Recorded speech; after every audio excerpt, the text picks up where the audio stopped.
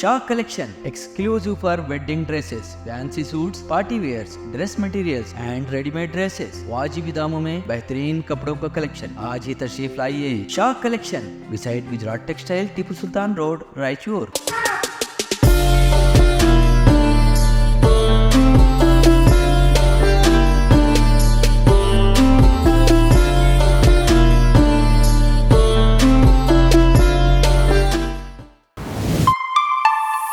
आज हमारे स्टूडियो में मौजूद हैं शेख जिलानी साहब, जिन्होंने पिछले कई दफ़ा आर्टिकल्स के ज़रिए आवाम तक अपनी बात रखने की कोशिश की। इनके प्रेडिक्शंस भी बहुत अच्छे तरीके से, बहुत एक्यूरेट तरीके से भी निकल कर आते हैं और दीगर चैनल्स में भी आपने इनको देखा होगा। तो आज ये हमारे साथ मौजूद है।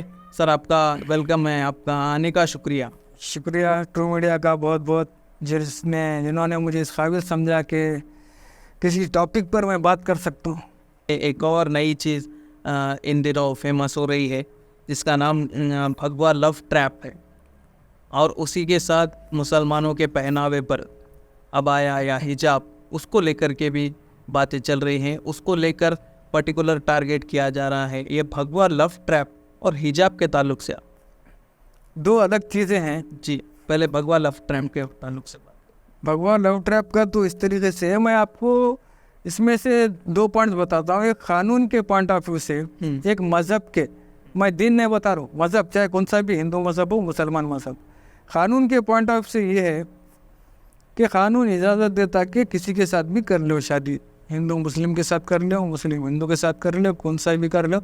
आइली क़वानीन को बर्बाद करने के लिए तो ट्रिपल तलाक, यूनिफॉर्म सिविल कोड सब ला रहे हैं, और थोड़ा और तरक्की भी देखने को मिल रही है कि सेम जेंडर के मैरिजेस भी हो रहे हैं अब।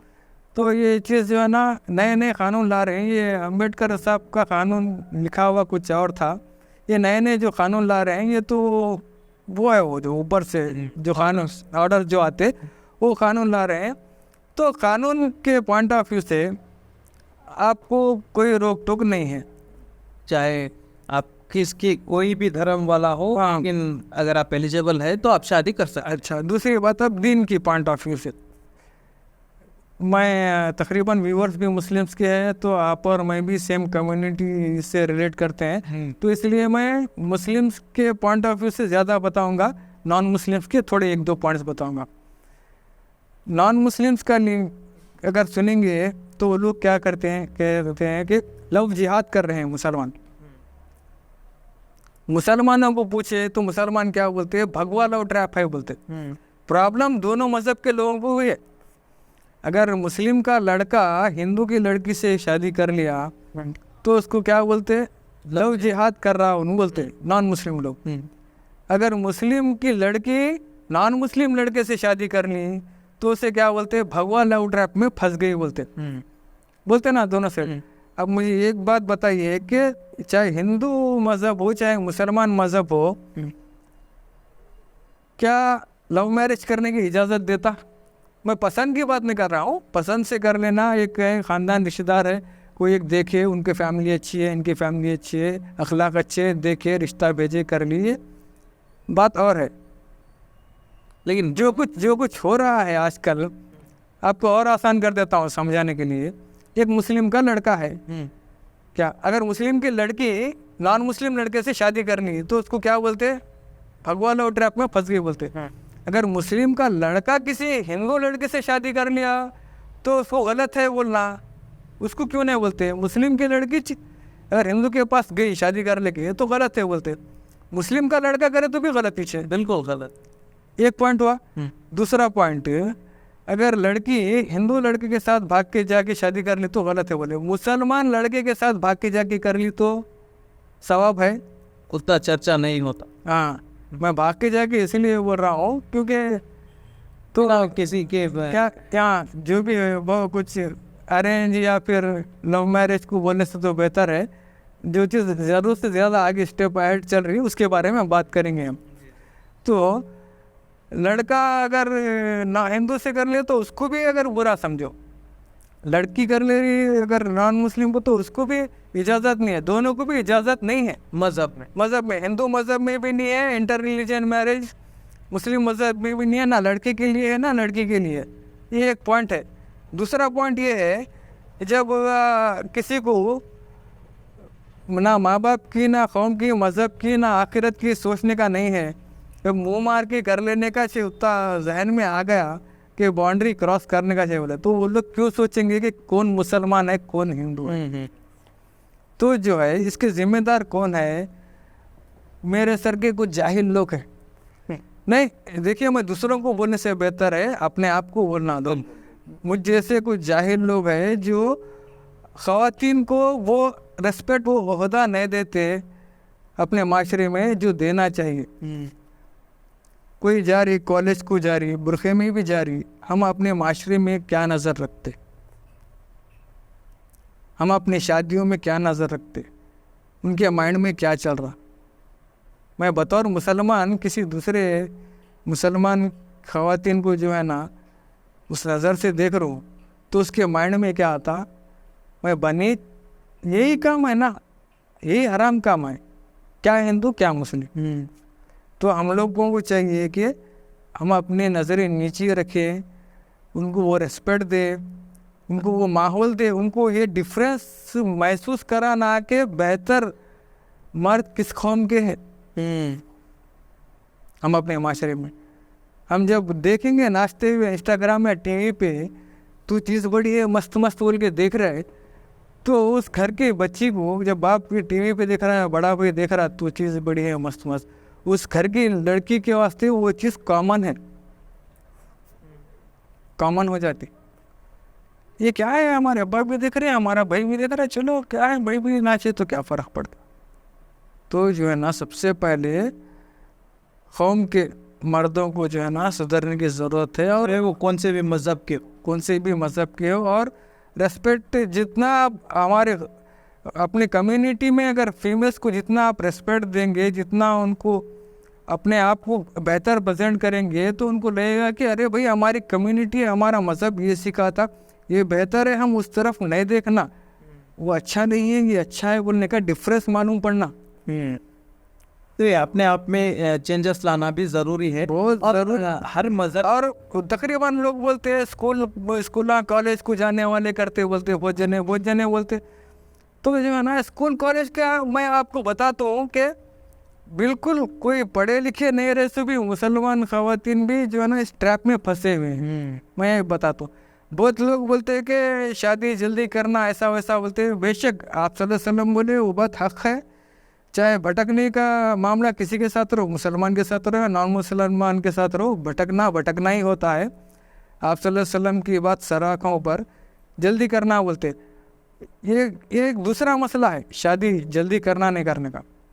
मैं आपको ऐसे भी बताता हूँ, शादी करने के बाद इस ट्रैप में फंसे 100 लोगों को बताता हूँ, तब किसके ऊपर इल्ज़ाम देते।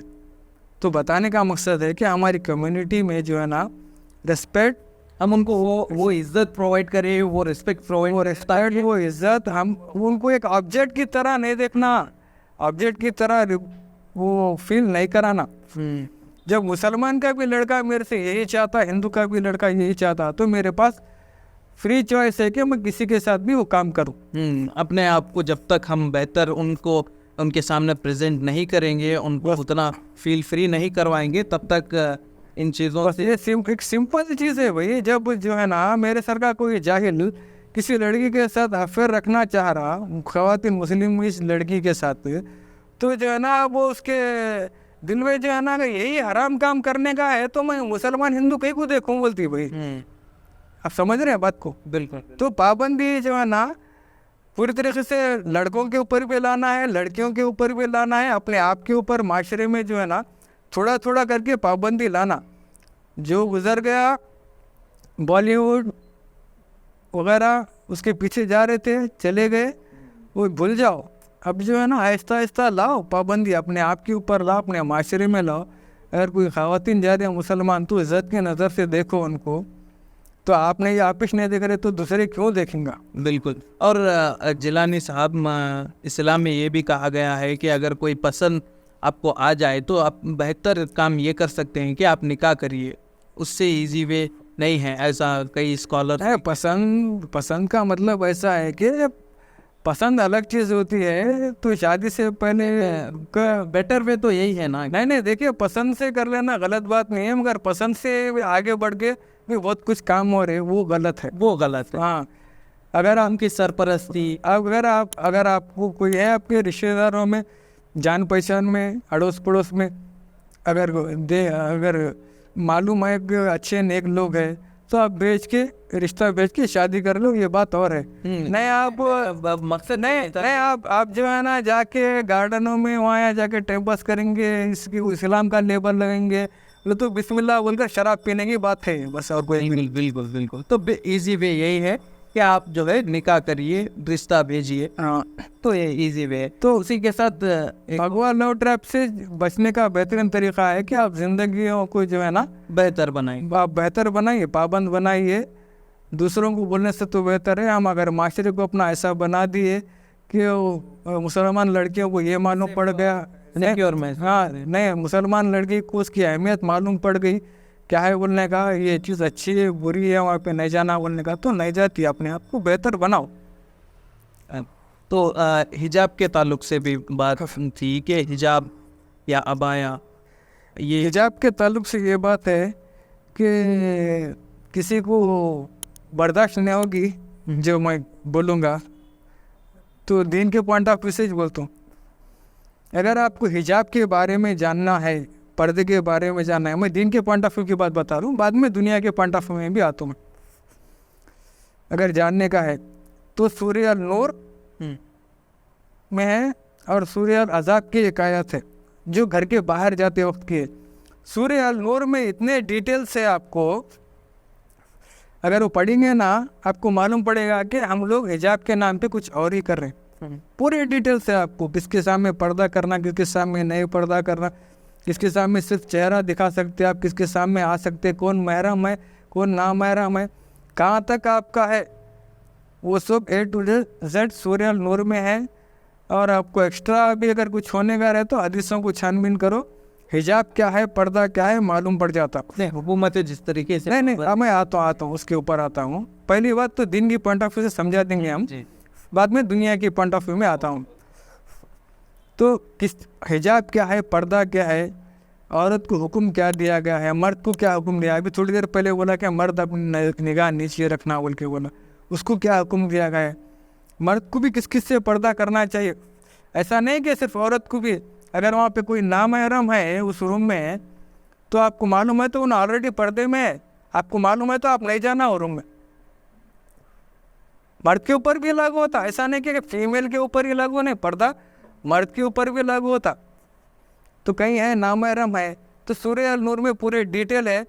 सूरह अल-नूर के बारे में पूरे डिटेल अगर मैं बताऊंगा तो आधे घंटे से ज़्यादा होगा, और हो सकता है कि एक लफ्ज़ भी मैं इसके अंदर से कोई गलत बयान नहीं करना चाह रहा। बेहतर है कलाम अल्लाह लेके जो कुछ ख्वाहिश, जो लोग भी हिजाब या पर्दे के बारे में जानना चाहते हैं, तो वो कलाम अल्लाह लीजिए, कुरान शरीफ लीजिए, सूरह अल-नूर खोलिए, उसके अंदर पूरे डिटेल से हिजाब पर्दा क्या है क्या नहीं, किसके सामने करना है किसके सामने नहीं करना है, पूरे डिटेल से उससे आप इस्तेमाल भी क्या है, तो वो पूरे डिटेल्स मिल जाएंगे आपको।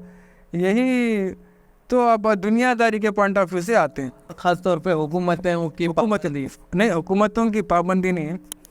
तो ये हिंदुस्तान में बहुत बड़ी गलत फहमी है कि बीजेपी RSS है वो लोग प्रोपागेंडा कर रहे हैं बोल के, ये इंटरनेशनल कॉन्स्पिरेसी है। हिजाब को प्रमोट करने के लिए, हिजाब को प्रमोट करे तो होता क्या है, जो हकीकत में सूरह नूर में पर्दा दिया गया है उसको उससे दूर करने के लिए हिजाब को प्रमोट किया जा रहा है। हिजाब को हकीकी पर्दा जो है उससे दूर करके सिर्फ एक सिर को कपड़ा लपेट लेना, उतना ही, इसलिए प्रमोट किया जा रहा है। आप पूछो कि इंटरनेशनल कॉन्स्पिरेसी कैसी है बोल के पूछो, किस तरीके से। हिंदुस्तान में हिजाब बैन का सिलसिला हुआ कुछ साल पहले, पॉइंट नंबर 1। पाकिस्तान में मेरा जिस्म मेरी मर्जी, हम बुरखे नहीं पहनते बोल के, पर्दा नहीं करते बोल के प्रोटेस्ट करते, फाइट करते, जो भी करते वहाँ पे चल रहा। कौन कर रहे हैं? मुसलमान ख़वातीन। ना वहाँ पे RSS है ना BJP है, वहाँ कौन दे रहे ऑर्डर? इंटरनेशनल कॉन्स्पिरेसी है। कुछ दिन पहले देखिए आप, ईरान में ख़वातीन बुरखे निकाल के जला दिए, हमारे को हिजाब नहीं होना हुआ। देखे ना वहाँ पे कौन सिखाए, आरएसएस सिखाया, बीजेपी या मोदी। तो इसका इससे भी ये साबित हो सके ये इंटरनेशनल कॉन्स्पिरेसी है, ऊपर से है कोई है जो माशरे में खराबी लाना चाह रहे। यहाँ तक कि आप काबतुल्लाह में कभी नहीं देखे होंगे कि काबतुल्लाह के सामने भी बेपर्दगी हो रही है। अब बिल्कुल जाके रील्स बना रहे, टिकटॉक बना रहे बिना पर्दे के। हज पर जो है ना मुसलमान ख़वातीन को अकेली जाने, बिना महरम के जाने की इजाज़त नहीं थी, नहीं है हकीकत में। अब क्या हो रहा आप देख रहे हैं सब, वहाँ पे काबतुल्लाह के सामने पर्दा नहीं कर रहे। तो ये कौन सिखाइए?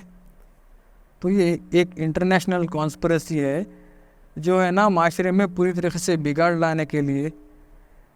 अगर हकीकत में किसी को हिजाब, पर्दा या जो भी है ख़वातीन के पर्दे के बाद रिलेटेड जो भी है जानना है तो सूरह अल नूर में कलाम अल्लाह उठाइए, पढ़िए, बाकी सब आपके सामने साफ़ हो जाएगा। तो यही एक तरीका है इससे बचने का, इस कॉन्स्पिरेसी से या इस तरीके के ट्रैप से बचने का तरीका। देखिए ऐसा हो गया तो ये सब बिगाड़ जो है ना एक दिन में नहीं है, तो सुधार भी एक दिन में नहीं आता।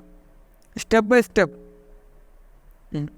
यू टर्न, जितना आगे गए हैं आप गलत रास्ते पे, वापस आप उसी जगह पे आना, मंजिल को घर से आगे गए हैं गलत रास्ते पे, वापस आप घर को आना बोले तो यू टर्न लेके उतना ही सफ़र तय करना पड़ता, उतना ही टाइम लगाना पड़ता, उतना ही डिस्टेंस जी। तो ये स्टेप बाय स्टेप आया है माशरे में बिगाड़। सुधार भी स्टेप बाय स्टेप ही आता। किसी को स्ट्रिक्टली लेके अपने दिल दिमाग पे लेके अपना माइंड लूज करने की ज़रूरत नहीं है। हो सकते है बहुत से लोग जो सुन रहे हैं वो लोग भी गलती करे होंगे, तो इसमें कोई ऐसा नहीं है कि जिस तरीके से क़दम ब क़दम बिगाड़ आया है सुधार भी उसी तरीके से क़दम ब क़दम आएगा। एक्सेप्ट करिए चीज़ों को, कोशिश करिए बस। काश कुछ साल पहले ही बंदा नवाज या गौसिया कॉलोनी में प्लॉट लेकर घर बना लिया होता। अब इस बात का अफसोस हुआ खत्म।